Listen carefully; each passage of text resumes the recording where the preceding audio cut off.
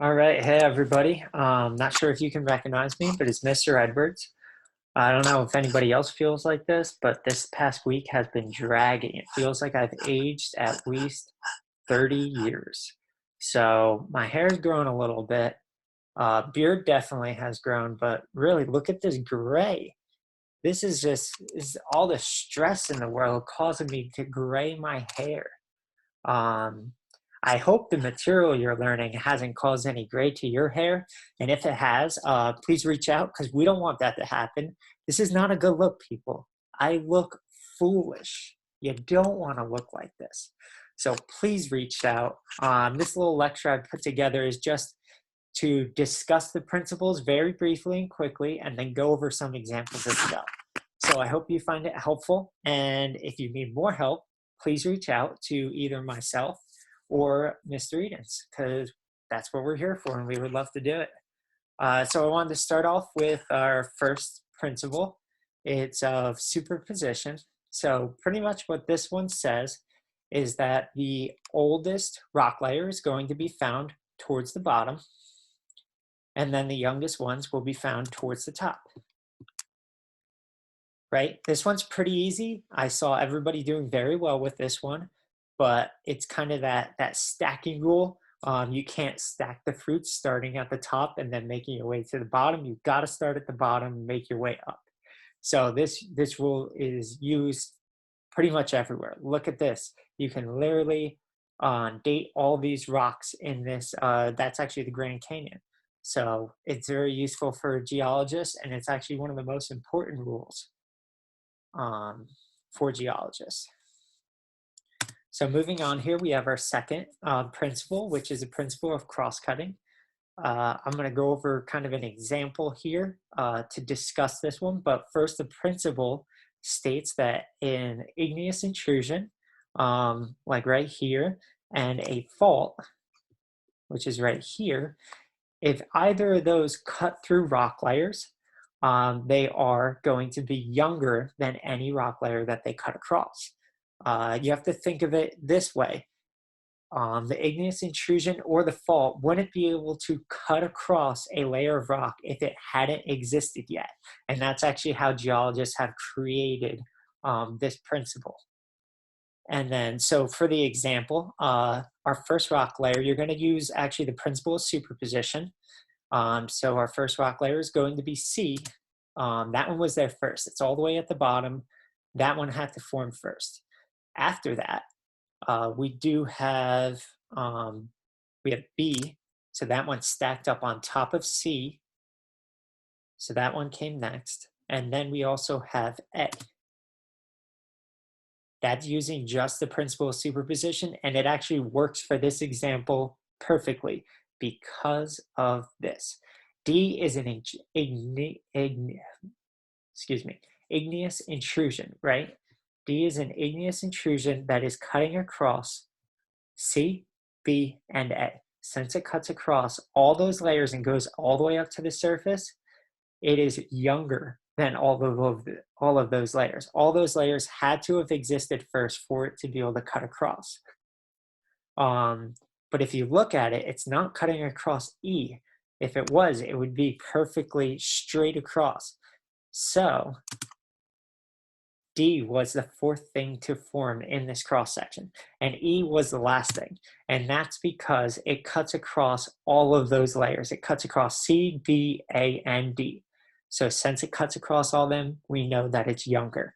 And that is how you use the principle of cross-cutting.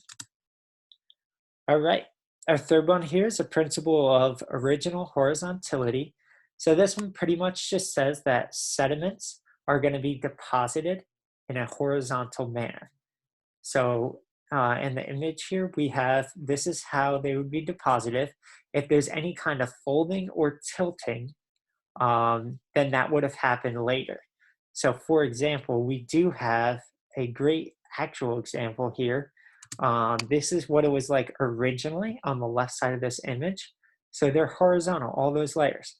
What happened later was actually this folding here. So it tilted and folded upwards. So that didn't happen until a later point, and something had made it do that. So that happened later, and that's the principle of original horizontality. That moves us into the fourth one. So this is the principle of faunal succession.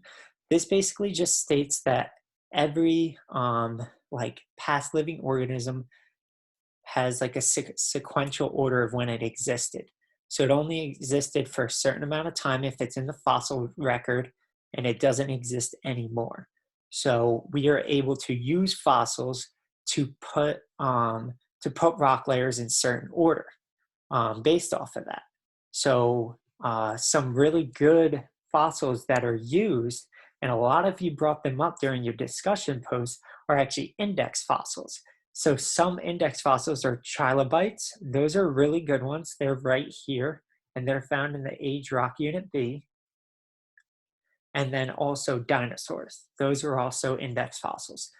So what an index fossil is a fossil that existed. It's an animal that existed over a wide geographic area and only for a short amount of time. So as you can see here, the trilobite only existed very late in time. And then the dinosaur was just after the trilobites went extinct. And then they also only lived for a short amount of time. So the trilobites came first, so they were found to be in existence from 521 million years ago to 252 million years ago. And then dinosaurs were just after that. They were 240 million years ago, roughly, that they're not exactly sure exactly when they came into existence, but they do know that they went extinct 66 million years ago. So those, since they're great, like they're like finding gold for geologists, because it makes it much easier to date the rock layers that they are found in when those fossils are found, because they only existed for a short amount of time. So you can assume that the rock layer that it's in and anything else that's found in them existed during that time too. Maybe they had a longer lifespan, but at least they can pinpoint that rock layer because either a trilobite or a dinosaur existed. So our last principle is a principle of inclusion, and this basically states that if a rock is included in another rock layer, it is older than that rock layer. So that's where they get the word inclusion from. So if a rock is included in a rock layer, it is older than the rock layer that it is included with. So for example here, we have, this looks like limestone to me here, this gray rock layer, and it's included in this dark black layer of rock called the sill. So since it's included in that, we know that it's older than that rock layer. And then we also have sandstone above the layer of sill, and that is also included in the sill. So what we know from that is sandstone is actually older as well than that dark rock layer called sill. Basically what a sill is it is an igneous intrusion, but you have those ones that shoot up and cross-cut directly straight up. Those are called dikes. And what dikes do, they go up, straight up, and then sills actually cut across horizontally. But the important notion to remember is a sill is magma, which is like igneous, and it's within the Earth's surface, and magma cuts across on top or in between of layers. So it cuts in between of them. And since it did that, it happened after the limestone and the sandstone were in existence. All right, and then this one is really good because it shows you the difference. We have a similar looking picture. We know the limestone came first, and then we have what is called a flow. So a flow is lava that actually had reached the Earth's surface and then flew horizontally on top of that top surface. So it's actually lava flow. So that's a good distinction to remember. And then we use the principle of inclusion for this one because some rocks, igneous rocks from the flow layer are included in that sandstone. So in this image, the flow, that igneous flow is actually older than the sandstone. So check out the differences between those two. So that becomes a pretty useful principle. All right, so now we have some homework problems. These are just homework problems that I saw were a bit challenging for people. So this is figure number 3. And I actually did label the rocks out here because if you were able to use that rock key in the beginning, I think that would help you out a little bit. I should have made a point to tell you that, but anyways, I did include it for that reason. So here we have an igneous intrusion again, which is layer B. So following the cross-cutting principle, this igneous intrusion cuts across all of these layers. It cuts across A and C.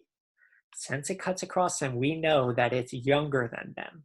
So it is actually the youngest layer in this cross section. And then here's where a lot of you got tricked. So this A is granite. That's another igneous rock, right? So if you look at this line that has all those stars, if you look back at the key on that worksheet, it said that was contact metamorphism. So what that means is that the igneous rock of granite, which is A, pushed up into C, which is another rock layer that used to be granite. But because it was pushed up by A, which was hot granite, and it came up into it, actually cross-cutted it. So since it came up into that layer, it actually metamorphosized C into gneiss, which is a metamorphic rock. So I know that's a little bit challenging, and you're like, how would I be expected to know that? That's okay. Like I said, this is a skill that you get over time and with more practice. This one was definitely one of the most challenging ones out there. For those of you that got it, kudos, great job. I would love to hear how you figured that out. Maybe you did use the key like I did. But that's how I did it. So I started with B because it cross-cut all the layers, so I knew it was the youngest. And then A, because I noticed that that key said that star line is contact metamorphism. So that had to actually change the rock layer above it. So that meant it was cross-cutting into that rock layer. And then C is the oldest one. So C I figured out last. And that's because I realized, oh, I know that gneiss is a metamorphic rock. So it had to be metamorphosed by something, which was A. So gneiss is actually granite until it's metamorphized or changed by heat and pressure, which is what you saw there. All right, our next example here. People did pretty good on this one, but it is a little bit challenging and it actually uses a bunch of different principles. So here you have, I recognize right away that C is an igneous intrusion. I could tell that by the rock type. So that rock type, I believe, is basalt. So I know that's igneous. So I was like, okay, it's an igneous intrusion. And it actually cuts across layer D, H, and A. So it had to be younger than all of those layers. And then we also have a fault here. So this fault cuts across layers D, H, A, and C. Since it cuts across all those layers, I know that it's younger than those. So I was like, okay, now I'm using the principle of superposition. So D had to be there first because it's the furthest one down that wasn't an igneous intrusion. So D was there first. And actually D is, if you look at the rock key on this worksheet, it's called schist, which is another metamorphic rock. So that rock layer D was actually metamorphosed by the igneous intrusion C. Just something interesting. And then right after D, you had H, and that's using the principle of superposition. And then right after that, you had A. Then you get into that igneous intrusion because it only cut across D, H, and A. So that one came next, which was C. And then you had your fault, and that's another thing that can cross-cut. So the fault cross-cut D, H, A, and C, and that's it. So that would come next. And then for the remainder, something cool that's kind of interesting to point out is the principle of original horizontality does tell you that layers are deposited in a horizontal like manner. And if they're tilted or anything like that afterwards, it had to happen at a later time. So you'll see that these rock layers are tilted, and also H is folded and tilted. So you knew that wasn't how originally was. And that actually, I believe it was probably the igneous intrusion C that actually kind of got everything like all bent and folded up when it pushed up into rock layer D. But going back to categorize or sequencing it, I should say, the next one using the principle of superposition would be F, then I, then B, then the last one. Go to the limestone at the top, the surface is E. So that's that one. I hope this helped a little bit. And then here's another one. You have not seen this before.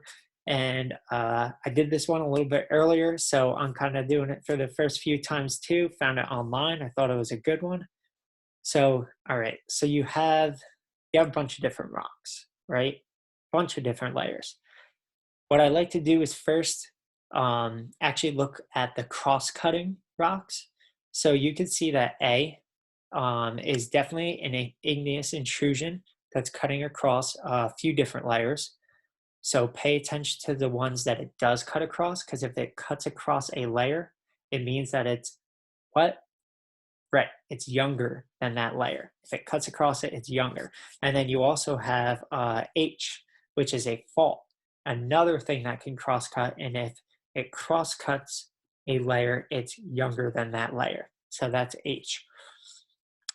So having that information there, the first thing that I would actually place, the first rock layer, would actually be E, and that's using the principle of superposition. It's the furthest one down that isn't in a fault or an igneous intrusion. So E would be my oldest rock layer. And then after that, using the same principle of superposition, would be G, then L, then C. All right, pause for a second, because H is the fault that only cuts across E, G, L, and C. So it only cuts across those layers, so it would come right after those layers. If it cut across more layers, it would come later, but since it only cut across those layers, that's when it would come up in the fold. And then afterwards, you're looking and you're like, okay, A is still cross-cutting layers, so actually M, using that principle of superposition still, would be the next thing that comes up. So M would be next, and then D, and then it's over here, but J. Now, we've reached the point where A has cut across all the layers at this point, and it hasn't cut across N quite yet. It's got up to that point, but it looks like it stopped, so it only cut across up to J. So then you would place A. And that's actually a cool igneous intrusion. It actually has a special name called a batholith. So what that is it's basically a very big, broad igneous intrusion that cuts across like many different layers, but it's like a huge like magma chamber originally, and then obviously it's solidified into igneous rock.